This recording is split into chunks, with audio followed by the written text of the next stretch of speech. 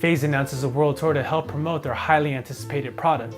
DJ Jazzy Jeff holds his playlist retreat once again, and DJ City provides the recap. And Pioneer DJ issues a recall? Find out more coming up.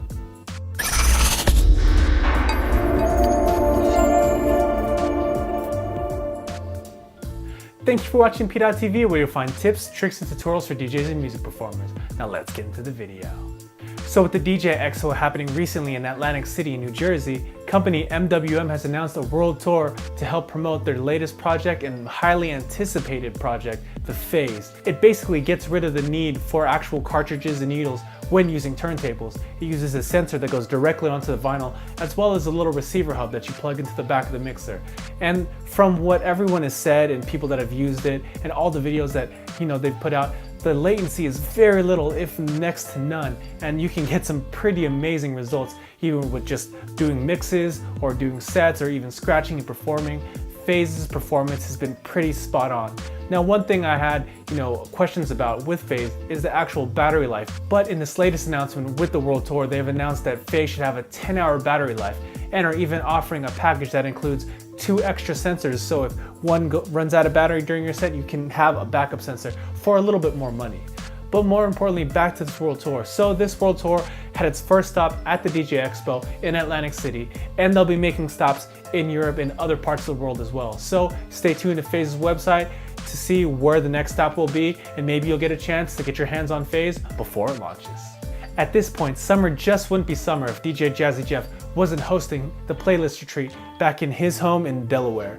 Now, the playlist retreat really started as a small, collective group of people that were hand-selected by Jeff and his team, and has just been growing year after year to include more and more musical legends and up-and-comers and just a bunch of influencers and just very passionate people about music. And every year at the end of the playlist retreat, once the embargo on social media and photos and videos off, the rest of the world just kind of sits back and wishes we were all there.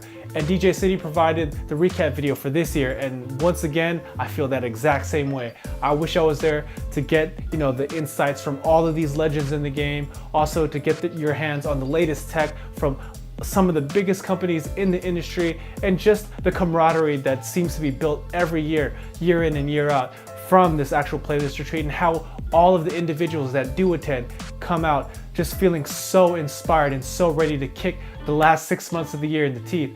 I love the fact that Jeff started this project out of just his love for music and wanting to bring together individuals that he thought would work well together, and just how it's growing. And I wish him the best and hope that it just continues to grow and blossom and become just another great part of the year that all of us look forward to. Even if we aren't there, at least we get some insight from all these videos to see what's going on and for us to get inspired as well. And finally, Pioneer DJ has recently announced they're issuing a recall on their latest controller, the Pioneer DJ DDJ SX3. This is their latest upgrade in the SX line, and the first to include 2 USB ports, and was just a major milestone as far as that form factor for Pioneer DJ Serato DJ Pro controllers go. Now, it's kind of sad that this issue even happened in the first place and Pioneer DJ didn't quality check this to make sure it didn't happen. But I will say, on their part, they are issuing ways to get in contact with them to get your unit shipped back to them, and they'll do the repairs and ship it back to you as quickly as possible, because they know that people that are buying these controllers, a lot of them are using these week in and week out, and it's really hard to not have this piece of gear that you trusted to have work for you just totally break down or run into an issue, and to send it back can be such a hassle. So to have Pioneer DJ offer overnight shipping back to you is just thumbs up in my book.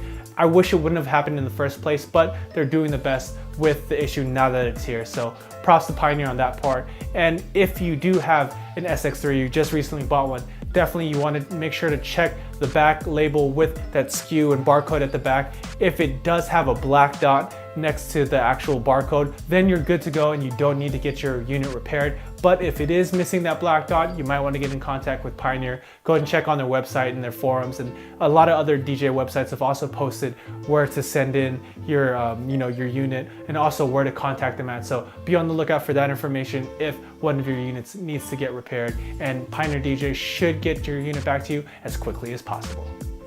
So that's it for the news this week. So question of the day: Are you going to be purchasing Phase? And if so, how reliable do you think it's going to be? Go leave that down in the comments below. I'd love to hear what you guys have to say.